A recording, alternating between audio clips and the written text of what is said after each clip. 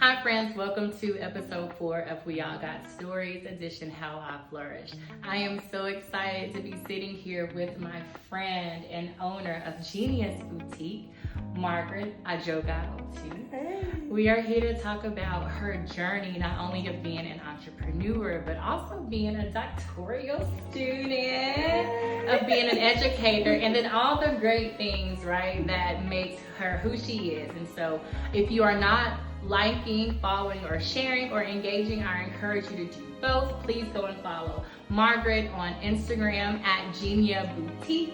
And also, if you're not following Friends Who Flourish, please be sure to follow us at Friends Who Flourish. Stay tuned. Hey friends, thank you for tuning in to episode 4 of We All Got Stories edition, How I Flourish. I do want to introduce to you a special holiday package and prices that I'm offering for some of the first merchandise from Friends Who Flourish. Of course, we have our time audit workbook. You can get it on Amazon.com. Simply type in Friends Who Flourish. It is here to help you track, analyze, see where your time is going so you can allocate it in the best places that align with your goals. I also have in my Flourishing Era candle that is on sale, a part of a packet with the In My Flourishing Era mug and a journal. You can get the candle, the journal, and the mug in a special holiday package for $25. Be sure to DM us at Friends Who Flourish to get your name, number, and we will ship, or if you are in the Triad location, to do your pickup again of your special holiday package, either for you or someone that you know is in their flourishing era or someone that you want to usher into it. So thank you for tuning in and make sure that you are following. All right, Margaret. So I always say that we are the best ones to introduce ourselves. And so I'm excited to hear about your journey. But before we start that, let the people know who you are. Hi, once again, I'm Margaret Ajoga-Otu, owner, proprietor of Genia's Boutique African Handbags and Things. I have been an educator in urban districts for 23 years. Am I dating myself? Yeah. And I am also an entrepreneur. I am an author. I have served in ministry for a long time as well.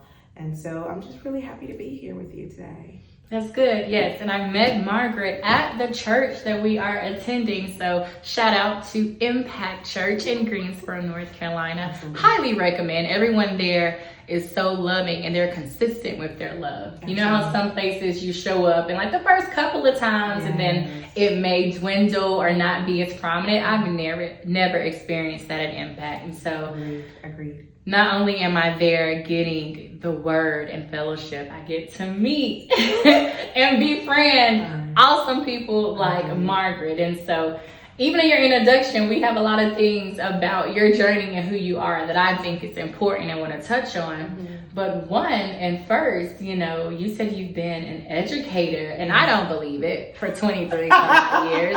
You must have started when you were 2. Child prodigy. Exactly the story. End of story. Interview is over. I got it. I think that's important. You're juggling a lot, and I have a lot of friends who are educators, and y'all are doing the Lord's work. Oh my, absolutely. It is definitely a labor of love, and it's something that you have to be called to. You have to be passionate about in order to be in it and stay in it and to do well in it. And so I'm at a place where I just want to make a greater impact. And so I am doing my doctoral program at UNCG, University of North Carolina. Spartan. Yeah. Put the blue and gold heart in the comment. You have a Spartan. It's funny because my high school, was blue and gold, and everything was blue and gold. And here I am, I'm doing my doctoral program. It's full circle for me. So I bleed blue and gold, y'all. So I love it. Yeah. So what is the program? Is it still connected to education? Absolutely. It's educational leadership and cultural foundations. And so I'm looking forward to doing some great things with that. Yeah, what do you aspire to be? Like, I don't know, does that lead you in a path to being a principal or a curriculum facilitator or just something greater? Something greater. Okay. That's all I'll say. I like it. Ain't nothing wrong with that, right? Yes. I like that. Yes. So did you always know you wanted to be a teacher or in the education field? Oh, that is so hilarious. I actually went into the education field kicking and screaming. My sister has been an educator the longest, and she's 12 years older than I am. Okay. The interesting thing about this story is that I never wanted to do what my big sister did. I get it. Right? I get it. So with that being said, I remember being my senior year in college and being an undergrad, I had all these job opportunities to write transcripts for talk shows, to do a myriad of things. Come on. The problem was I was like, Lord, I want to do what you want me to do. And so I'm 21, I don't know where I'm going. And I had spoken to some trusted people and they asked me, why do you want a job? Write those things down and go to the Lord about it. And when I had done so, the Lord said, call your sister. And I was like, no. You already knew how it was gonna be. Oh my gosh. And she was like, Alex,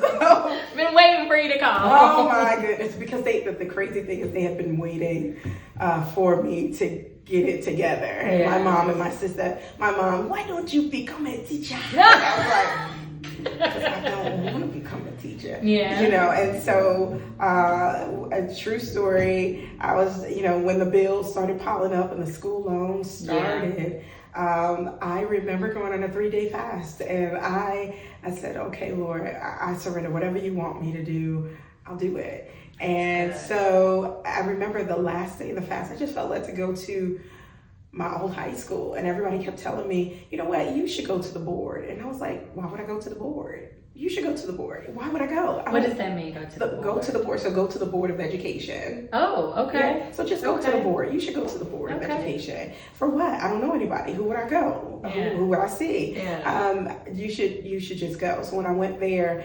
I said, well, let me go see somebody who is was getting ready to leave in about a week. Okay.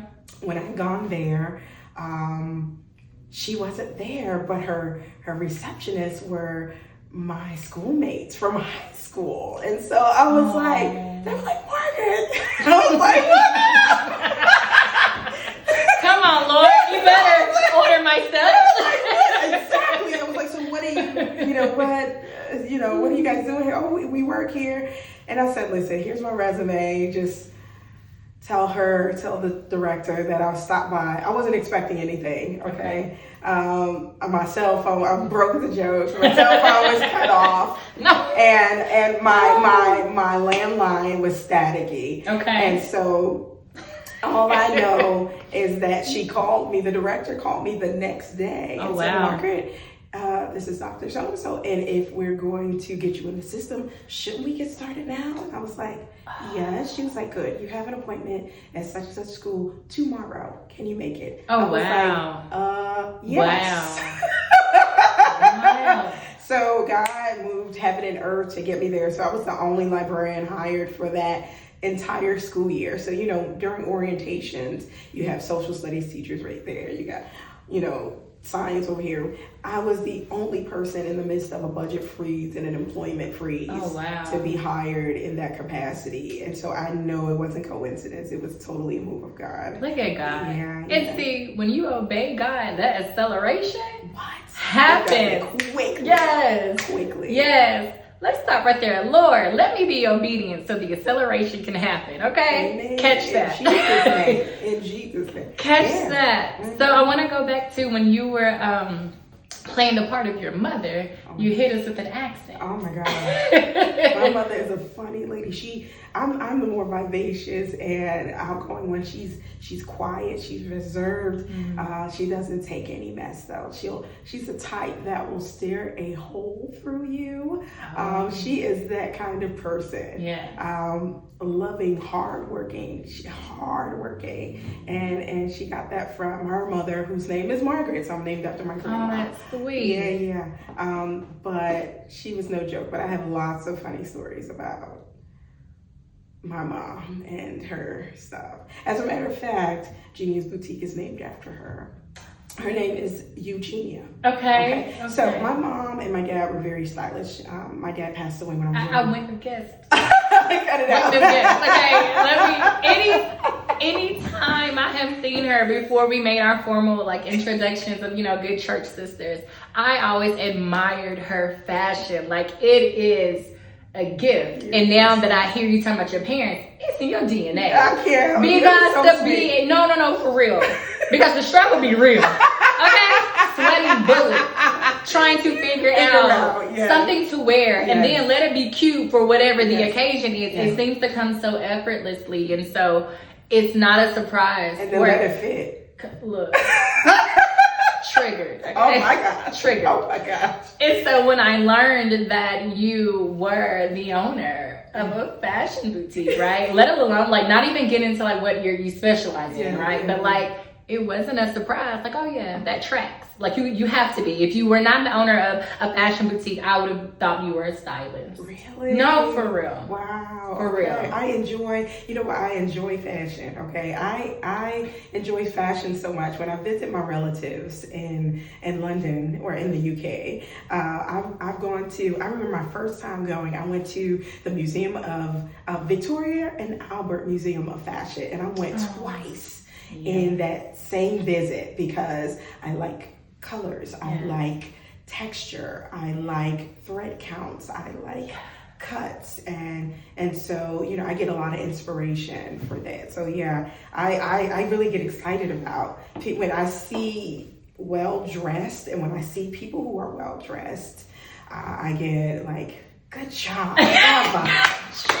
Good job. I love that. Good job. You did a good job. Good job. Yeah. So let's talk about Genia's Boutique. And you talked about your mother, and visiting family, right? Yeah. So you have family that are international. So Absolutely. Let's talk about Genia's Boutique, and then I know in that description you're not going to leave out family because you have a very special niche. Yeah. Oh my gosh.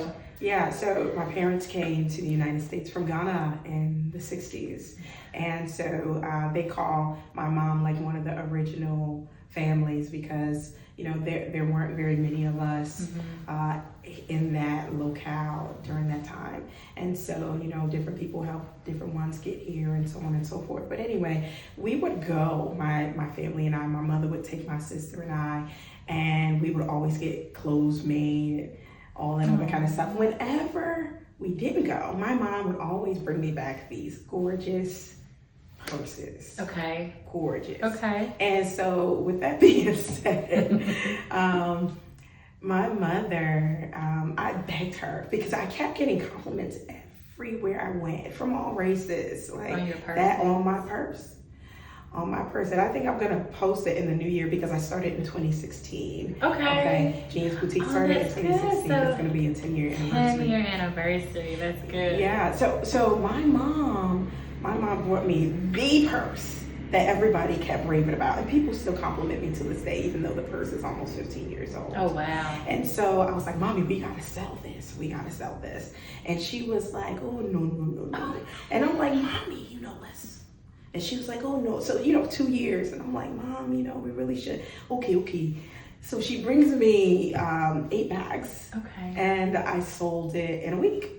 And she brought you them from where? From Ghana. Okay, so these are authentic. These are coming straight from Ghana. She gave me 8 bags, and I sold it in a week. And so she was like, Now you're opening your own to something. So then she brought me back 16 bags. The next time she went, she brought me back 16, and I sold it in 2 weeks. Oh, wow. And so then after that, and I'm just thinking about something that's a little hobby. Next thing I know, next time she came back from Ghana, she brought me back like 3 garbage bags of purses. Oh, wow. And she said, sell these. And I'm like, what are you doing? Like, we did not agree to this. Like, your mother better sow seeds. Your mother better sow seeds. Oh my gosh. For you would. I was not anticipating that. And so I was like, where am I going to sell all these purses? So I was selling purses out of my trunk like mixtapes. You know what I mean? Come on back. Come meet me on the school. Come on back. And so,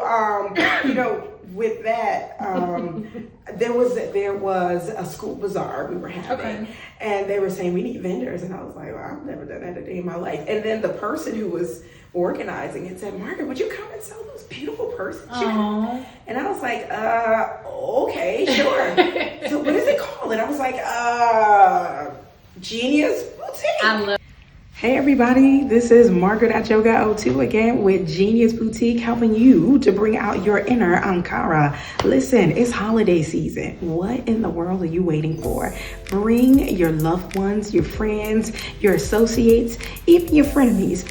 Bring them the gift of Ankara for the season. I have hoodies, I have all types of things, including purses and a lot of specialty items that are new. So please come and check me out at Genia Boutique on Facebook and on Instagram. All right.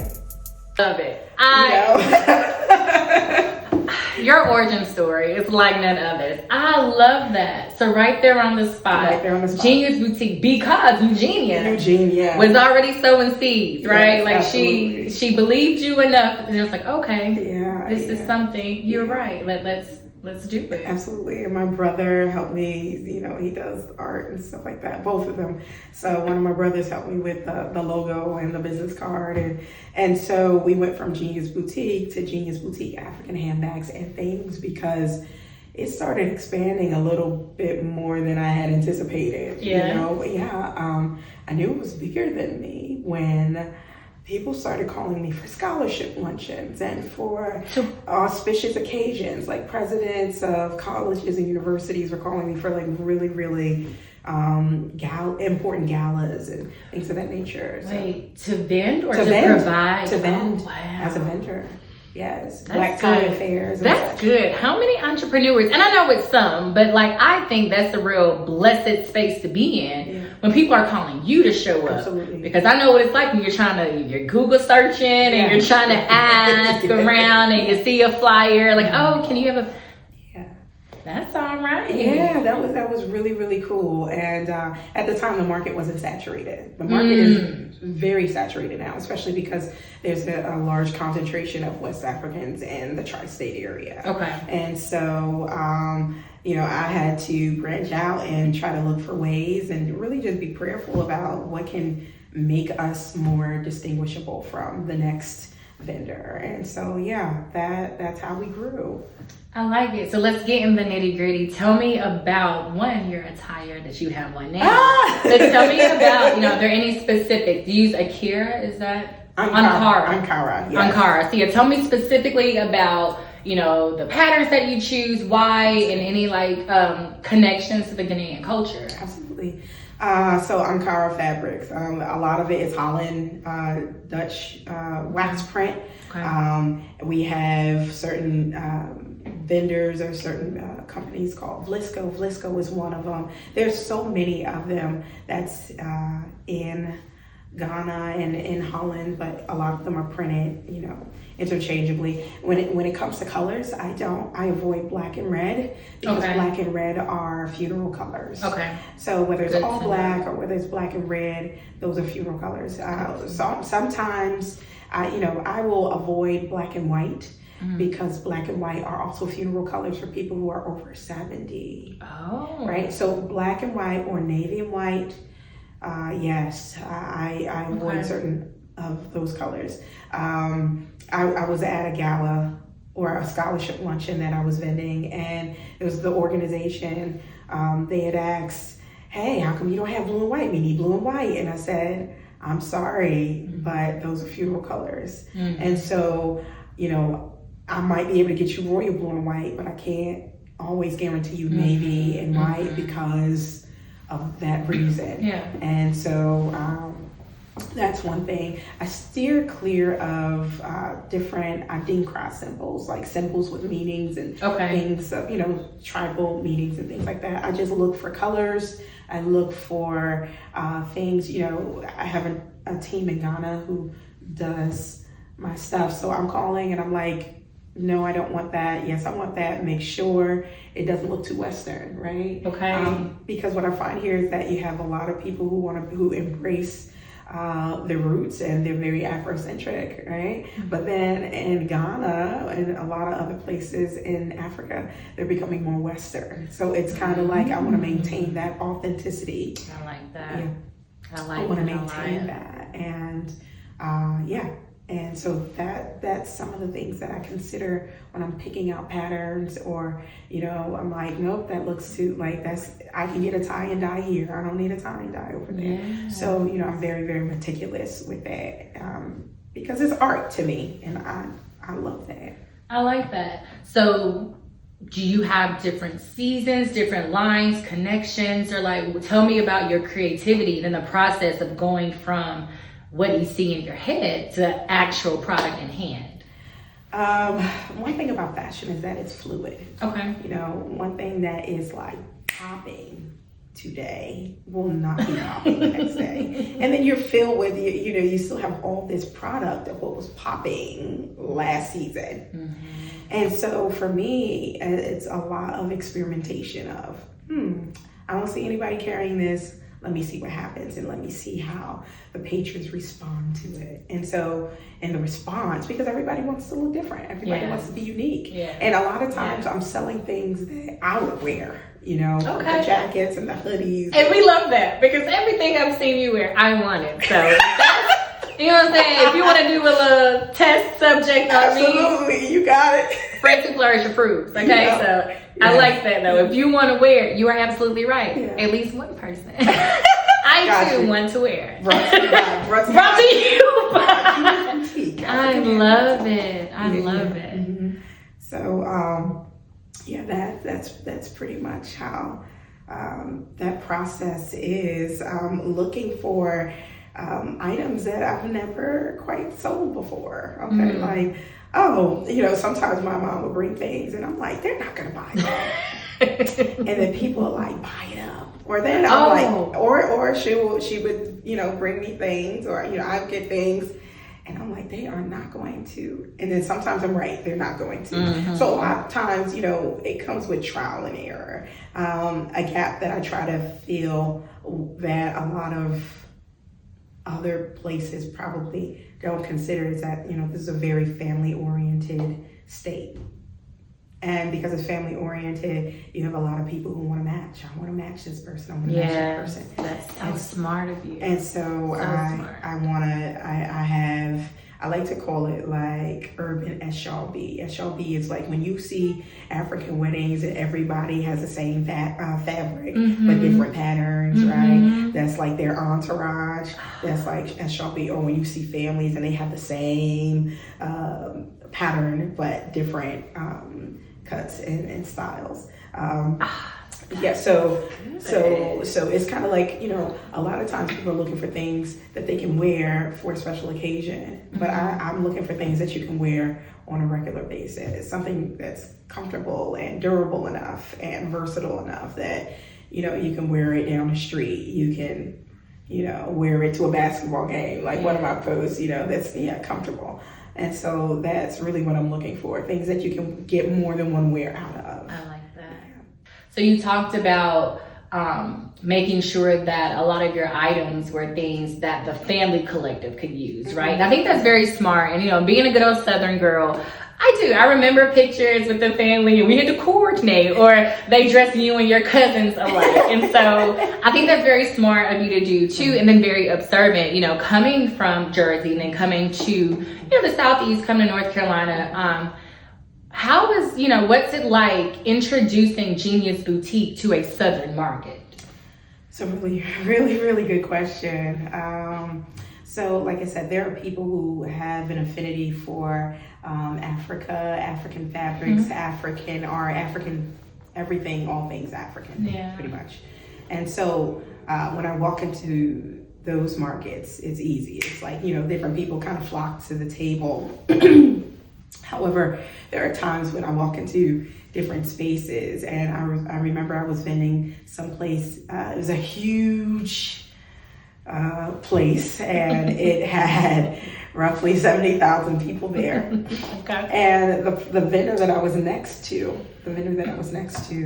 was selling a product that people were pretty much willing to give their left or right arm for. Oh, really? They were really, really willing to cut themselves open and give their spleen or their kidney in order to get his product. But then when they would come to my booth, they'd be like, let me see if I have change for $20. And it's So was that different than it's selling in New Jersey? Like, would you say you were already always in high demand, or either didn't have to find yourself, I guess, price haggling, if you're alluding to it here, or trying to validate your items in the price? Like I have to validate more. Okay. So it's like people don't understand the process of, one, actually picking the fabrics, speaking to the team, having them make it or having them find it in the marketplace, okay, getting it here, the shipping, all that stuff. Right. And I love a good bargain myself, right? Right. I mean, who doesn't? But when you're like, well, can I get an item for a small amount of money, right? And it's kind of like when you go to Belk's or when you go to Macy's, you're not going to haggle them. You're like, ooh, I like this, I'm going to get it, right? But when it comes to certain markets, it's just like, well, I know that this is something I like, but I want to pay nothing or close to nothing for it. Right. So one of the hugest difficulties is marrying affordability with quality. I want to make sure that I'm offering quality and authenticity, because if I can do it at an affordable price, that means more accessibility in my mind. However, I see that people spend money on what they want to spend money on.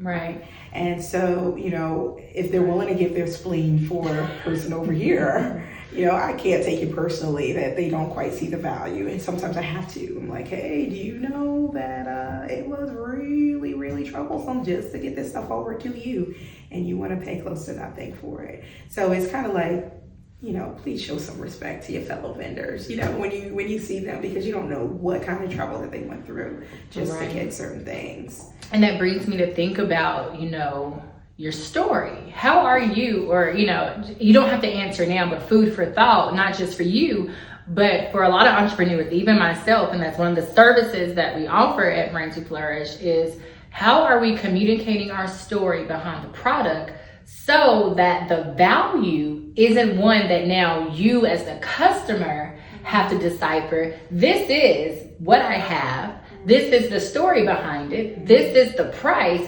Value is not up for discussion. Absolutely. Yeah, and so I'm not saying that you haven't, that you don't, but just hearing you say that, just like, oh, how are we communicating our brand and our story? Because the way that we do that, is important, because it also gives us something to stand on when you're in front of someone who is calling or asking you to question it in the form of trying to insert a deal that you don't see me advertising at my table. Absolutely. And so, no, and I understand that. And I think another good thought that this brings up is, understanding your market.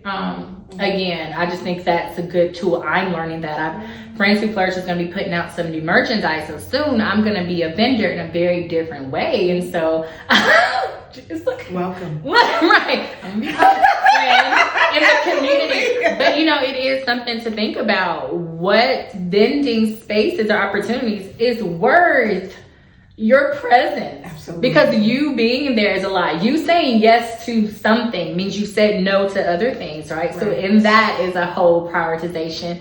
And then having the supplies, which behind the scenes, the money, the investment that goes into it. And so, no, just thank you for that. And I think that is something to spend a lot of time on. And I can only imagine we can do a part 2. Oh my goodness. Of just, the business, If I may ask you a question in that general area, how has that journey been for you? Like, standing on your value, not questioning it, discerning or determining what spaces you even allow, your handcrafted, highly creative, international goods to be even subject to. Like, how has that gone for you? The trial and error, the thought process? What it has done is made me incredibly prayerful. Because what happens is, when I started, with that one bazaar, I was like, what is happening? And people just started like blowing up my phone, blowing up, like, can you come to this? Can you come to that? Even things on weekdays, it's like, people, I have another job. I can't. I'm in it during school hours. I cannot make it. So that was flattering, but you're like, okay, people are gonna always like this, and that's not true. People are not gonna always like this. Can we pause right there? Because I think that needs to sink in with me. Because what did Erica Badu say? An artist, I'm sensitive. Right? We are business owners and we're sensitive about it. We take care of this baby, and once we decide to present it to the world, everybody may not be excited about your baby. That's true. And so that's a realization, that a lot of people have to come to grips and terms about, and that coping sometimes can be different. So I didn't mean to interrupt you, but I felt like that's good. Let me hold on to that for me. You know what? And also what I have learned is that people who you think should buy may not always be the people who buy. The people who I don't think will buy are my target audience. They are my market because I'm like, certain ethnicities will like this. If I go into this area and I walk in there and it's a big yawn. And then I go into other areas that I'm like, nobody's gonna pay me any mind here. And then they kind of blow my mind and I'm like, what just happened? And so, not assuming who's gonna appreciate my market the most and accepting it. Yes. That is a huge thing that I've learned in my time. And so, like I said, it made me very prayerful because, again, the market started getting so saturated. It was just like, what is going to separate me from everybody else? Because what happens is a lot of people, I'll be honest, they start mimicking each other. Yeah. And that's how things go out of fashion very, very quickly. Yeah. And so, making sure that I kind of stay in the game and stay on my grind, and what did I wish that I had? And I'll start wearing something. I'll wear it to work. I'll wear it on the street, and then I'm gonna model certain things first, and then people are like, where did you get that from? And I'm like, right? Instead of, because sometimes they don't really have the vision when they see it on a hanger. They're like, it's not. And I'm like, okay, I'm going to try it on. Or as a matter of fact, you try it on. And they're like, oh. So, I have a lot of happy customers. You'll see it on my Instagram or my Facebook who are like, this is, this is fire right here. And so, I've had to learn to be very prayerful and ask God for creativity with keeping me afloat and, just being more innovative as time progressed. You can rise and you can fall just like that. It takes time and it takes energy and it takes new strategy to stay in the game. I like that. As we come to a close, I hope that you have already broken out paper and pencil because lots of gems have been dropped. But as we do come to a close, I do want to ask you if you had any tips for entrepreneurs specifically in the fashion industry, what tips, or if you have, some directions to avoid some potholes that sadly, you fell into, what tips or encouragement would you give? Oh boy. Make sure like I said, you're very prayerful, and prayer will cause you to have the right team behind you. Because everybody who works with you may not be the most honest people or reliable people. I would say that. I would say also, pay yourself, because I was just selling things and just getting all that I had and splurging it on more stuff. And, it was just selling. I wasn't really able to pay myself and my mother the way that I would have liked to. So I would say, please pay yourself. Make sure you have your percent for all of your bills and all of the things that you spent, right? Make sure you have all of your information, especially with tax information and stuff like that. Have that in order. Don't spend all of your need money, right? I would say that. Don't spend all of your need money. Wait till you sell out of things. Okay. Before you just start saying, oh my gosh, I'm excited about this, and I think everybody should be excited about it too, because people may not be as excited as you are about that particular product. And then you're left with all this merchandise, and it's like, what am I going to do with this? That's real. It is. That's good. I want to touch on one more thing too. So Friends Who Flourish, we are here about building community, right? Especially community for entrepreneurs, because I have a special place in my heart for entrepreneurs, because it takes a lot of like God-given audacity, I say, to not only have the dream, but to step out to try to actually have it come to pass. You are, a transplant. You are, I've lived in different places, but I've never moved and lived, right? And so community has always been something I've naturally been a part of, or naturally has been given to me just because I've been here. What has been some of the most rewarding parts about building community here, and some of the disappointing parts? So I think it's important. You can go how deep or specific as you want, but I do think it's important to hear about the disappointing parts, because weaknesses are just areas that we can highlight for improvement. And so we have to be real about, we are to community building. There are some shortcomings, because nothing or no one is perfect. And so I do want to hear, to be honest, because I am about community. And so I want to hear what has been the most rewarding and perhaps the most disappointing. Okay, so anybody who knows me knows that I'm pretty outgoing. And so I'm a hugger. I'm gonna be, hey, how are you? But I have community at church. I have community at school. I have community with vendors. Shout out to Celebration, Noelle Harrison and her husband Jap. They created like this collective of vendors where we can bounce ideas off of each other. We can get to know each other. Sometimes we're so busy doing what we're doing that we can't talk to each other and say, what's working for you? I went into this area. Did it work for you? It didn't work for me. So, I have that community as well. As far as a close, like inner circle community, I'll say 3 things: slowly, prayerfully, and carefully. I prefer quality over quantity any day. That's good. And, I don't mind a small circle. Like, I don't mind rolling by myself. I like myself. I think I'm funny sometimes, I get all my corny jokes and stuff too. I think that should agree. She's pretty funny. As far as that's concerned, I think, I've only been here for almost a year and a half.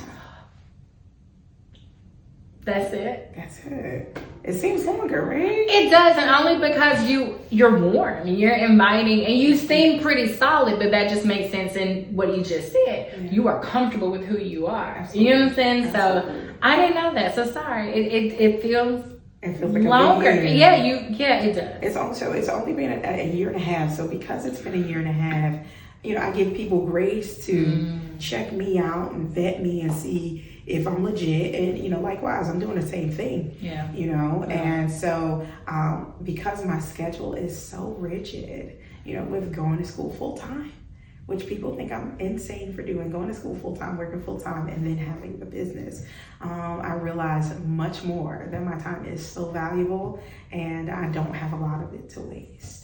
So if I'm investing time into people, they have to be quality people. That's good. Yeah. I like that. Yeah. So what is on the horizon for you and for Genia's Boutique? Okay, so as far as Genia's Boutique is concerned, that is something I'm still very prayerful about, because a lot of people keep asking me, so where's your storefront? And I'm like, I don't have one. And they're like, why? They get an attitude with me. They are really livid, and I don't want to just have a storefront just for the sake of having it. And I need to check out demographics. And again, I'm still learning different areas and where I would thrive. Right? I don't want to start something just for the sake of starting. So we will see about that. But as far as I am concerned, I foresee another book coming out soon. I won't. Yeah, I am. Pick me. Another means that one preceded it. Tell us, another book. Right. So in 2018, I wrote, and it came out in 2019, Experience Biblical Evangelism. And it's an 8-chapter workbook. And, God was really impressing it upon my heart to write it. And I didn't want to. You know how some people write books because they want to be seen and heard and known? Yeah. That's another area where I'm kicking and screaming. Y'all pray for me. Because if I don't want to do something, I just won't. Dig your heels in. Oh my goodness. But he was like, do it. And so then the pandemic hit. And plenty of time. But no, I had the book out before the pandemic. And so people had material. So there were churches that were like, I want 50 at a time. I want 100 at a time. But he was preparing me like, I need you to get this out now. So good. And so different churches were using it as Sunday school books or as enrichment in different ways. So small group or men's ministry or women's ministry. And so, they felt that it was really solid theologically and such. And so I also have it in another translation. I have it in Portuguese. Yeah, I did that. I was on a missionary trip to Mozambique in East Africa, and they speak Portuguese in that part of Africa. So, and because I was ministering there, I needed to be able to connect with those I would be sharing with. And so I got that translated into Portuguese solely for them. That's so good. Yeah. So, that's on Amazon, Barnes & Nobles, wherever books are sold online, your favorite bookstore, thrift book, anywhere. But I have another coming out. Yeah. I'm not going to spill the details just yet. I'm still finishing that. But there's always a project going on with me, always. If it's not the business, it's a book or it's something else. So I love that for you. Thank you. And I appreciate you for coming to spend some of your valuable time with me and with everyone. It's an honor. Thank you. No, I really feel honored. Like, I'm not trying to get cheesy. No, it is. Like, I really, really think that all of my guests and the stories of their journey that they tell, I think that they are worth hearing. I think a lot of people will and can learn from you, find inspiration in you, and then just really, like me, be in awe. And so I am glad that you see fit enough to be a part of the Friends Who Flourish community, just to come and sit and talk with me and to help and to allow me to pop up when I can to be of service in any way. So I really, really do appreciate it a lot. Thank you for choosing me. Thank you for all that you do for Genia's Boutique and just this, I'm believing that God will flourish for friends who flourish. Thank you. Right? The Bible talks about, right, when we love the Lord and do His will, we will be fat and flourishing. And so that's what the word says. I got the first part. Yeah. No, I'm just joking. I'm just joking. Stop it. But make sure. I got the first part. Okay. Make sure that you are following at Genia Boutique, and tell the people how do you allow like online orders? How can they get in touch with you to get your fabulous fashion? Okay, so that's a good question. Okay. So I have not started online orders just yet, simply because my schedule is so rigid, and so I have a team back home that's doing everything for me there, but I have not yet developed a team here, especially in this location. So if you want to get in contact with me, you can reach me at geniaboutique@gmail.com, or you can just DM me on Instagram or Facebook, and I will be more than happy to respond to you. I check it pretty regularly. So and hopefully I can expand and have some more help, because that is an important thing. Yes, we'll be there. We'll put out the call. Friends Who Flourish will help you go through all the applications, because we're praying that God sends you overflow. I'm excited for the next level of Genia's Boutique. I thank you for being here. And as always, friends, let's continue to flourish. Hey friends, if you like what you're viewing, make sure that you subscribe, like, and share. And if you know any entrepreneur who would like to share their story, make sure you tag and comment below. Now let's continue to flourish.